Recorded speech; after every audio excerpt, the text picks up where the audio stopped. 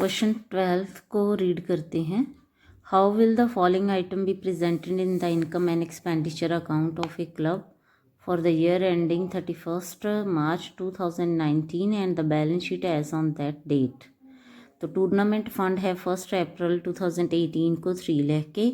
10% tournament fund investment है 3 लाख की। Interest received on tournament fund investment 30,000।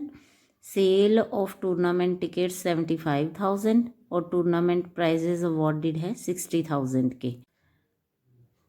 Question number 12 के solution के लिए हम बैलेंस शीट का फॉर्मेट ड्रॉ करेंगे।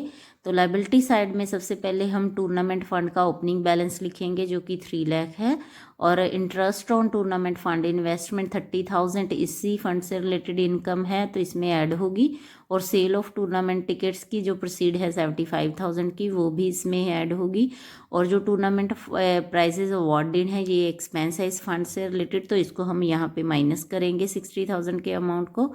तो नेट बैलेंस जो आ रहा है टूर्नामेंट फंड का वो आ रहा है 3,45,000। तो ये हमारी लायबिलिटी है इसीलिए यहाँ पे शो हो रही है। और एसेट साइड हम इसको 10% टूर्नामेंट फंड इन्वेस्टमेंट को नोट करेंगे 3 लाख को।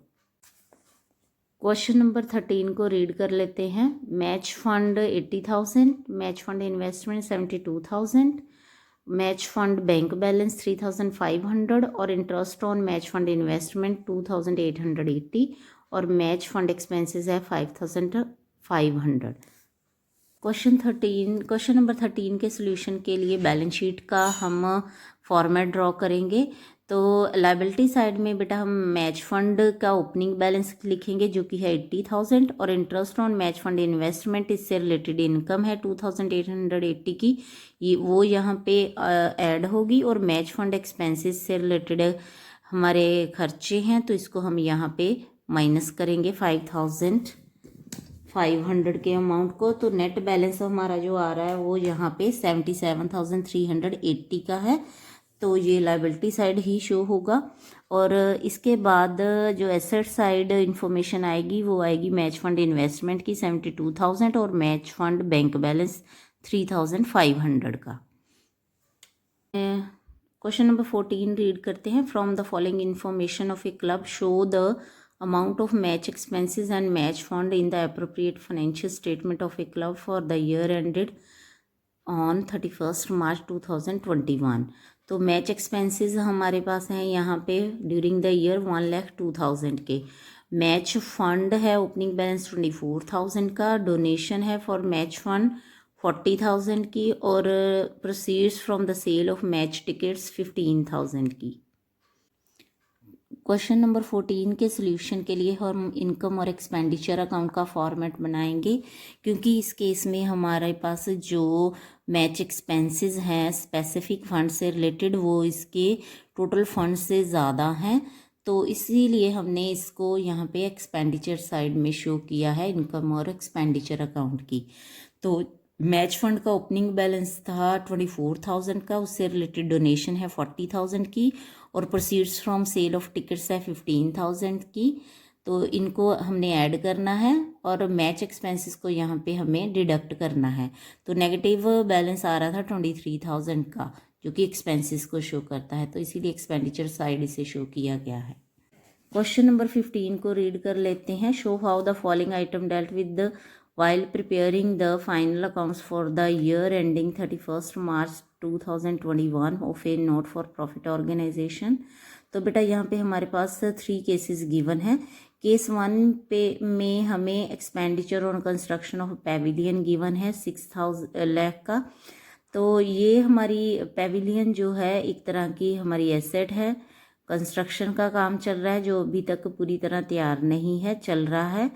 तो ये हमारी एसेट को शो करेगा 6 लाख का जो अमाउंट है, और साथ ही साथ कैपिटल फंड की अमाउंट है हमारे पास 20 लाख की। तो ये लायबिलिटी है ऑर्गेनाइजेशन के लिए।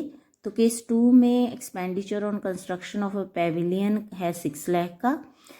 The construction work in progress has not yet completed. तो पेविलियन फंड भी इस सेकंड केस में दिया हुआ है हमारे पास, वो है 10 लाख का, और कैपिटल फंड है 20 लाख का। तो जैसे कि मैंने पहले भी आपको बताया कि जो कंस्ट्रक्शन का काम जितना कंप्लीट हुआ है वहाँ तक हमारी एसेट जो है बन चुकी है ऑर्गेनाइजेशन के लिए 6 लाख के अमाउंट तक। तो ये हमारी एसेट शो होगी और बाकी दूसरी जो दोनों आइटम्स हैं ये हमारी लायबिलिटी हैं। तो कैसे शो करना है ये हम सोल्यूशन में देखेंगे। तो केस 3 को भी रीड कर लेते हैं। Expenditure on construction of pavilion 6 lakh का है और कंस्ट्रक्शन वर्क यहाँ भी कंप्लीट नहीं हुआ है और ओपनिंग जो पैविलियन फंड है 10 लाख का है और कैपिटल फंड भी दिया हुआ है हमारे पास 20 लाख का, जैसे कि प्रीवियस केस में दिया था। पर इस केस में हमारे पास पैविलियन के लिए डोनेशन भी रिसीव हुई है 5 लाख की। तो तीनों केसेस की ट्रीटमेंट कैसे हमें करनी है सोल्यूशन में। तो क्वेश्चन नंबर 15 के सोल्यूशन के लिए हम बैलेंस शीट का फॉर्मेट बना लेंगे। तो यहाँ पे क्योंकि हमारे पास 3 केसेस हैं तो 3 केसेस की डिफरेंट ट्रीटमेंट होगी, उसको कैसे शो करना है। क्योंकि फर्स्ट केस में पेविलियन की जितनी कंस्ट्रक्शन हुई है वो हमारी एसेट को शो कर रहा है, तो इसीलिए पेविलियन को हम 6 लाख के अमाउंट के साथ एसेट में एक साइड में शो करेंगे। और इस साथ ही साथ हमारे पास कैपिटल फंड था जिसका कि ओपनिंग बैलेंस 20 लाख का था, तो इसको हम एज इट इज ही शो कर देंगे। इसके अलावा केस 1 में हमारे पास कोई और इन्फॉर्मेशन नहीं थी। केस 2 में भी हमारे पास कुछ उसी तरह की इन्फॉर्मेशन थी, कुछ एक्स्ट्रा इन्फॉर्मेशन थी। तो यहाँ भी पेविलियन हमारा भी वर्क इन प्रोग्रेस है, तो जितना तैयार हो चुका है उतना अमाउंट हम एज ए एसेट शो करेंगे 6 लाख का। और साथ ही में हमारे पास कैपिटल फंड के ओपनिंग बैलेंस की इन्फॉर्मेशन थी और पेविलियन फंड की ओपनिंग फंड की इन्फॉर्मेशन थी। तो कैपिटल फंड 20 लाख का था और पेविलियन फंड 10 लाख का था।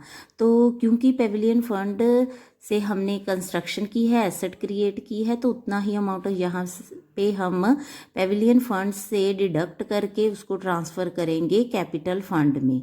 तो अगर किसी भी स्पेसिफिक फंड से कोई भी एसेट क्रिएट की जाती है तो उसकी ट्रीटमेंट हम इस तरह से करते हैं, उस स्पेसिफिक फंड से उतना अमाउंट ट्रांसफ़र करके हम कैपिटल फंड में ऐड कर देते हैं। तो यहाँ पे हमारा जो कैपिटल फंड है वो 26 लाख का हो जाएगा और पेविलियन फंड 4 लाख का रह जाएगा।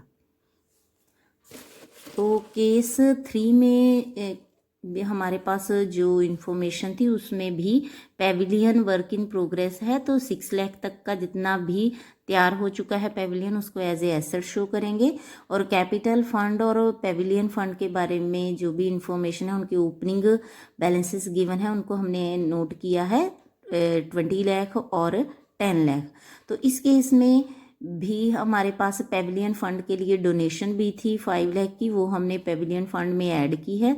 तो इसमें भी बेटा जितना भी हमारा पेविलियन कंस्ट्रक्ट हो चुका है वो हम यहाँ पे उतना अमाउंट यहाँ पे माइनस करके हम डिडक्ट करके उसको हम कैपिटल फंड में ऐड करेंगे। तो इस तरह कैपिटल फंड का टोटल होगा 26 लाख और हमारा जो पेविलियन फंड है उसका बैलेंस नेट बैलेंस आएगा 9 लाख का। तो इस तरह हम इससे तरह के जो भी हमारी फंड बेस्ड अकाउंटिंग है उससे रिलेटेड न्यूमेरिकल को सॉल्व कर सकते हैं।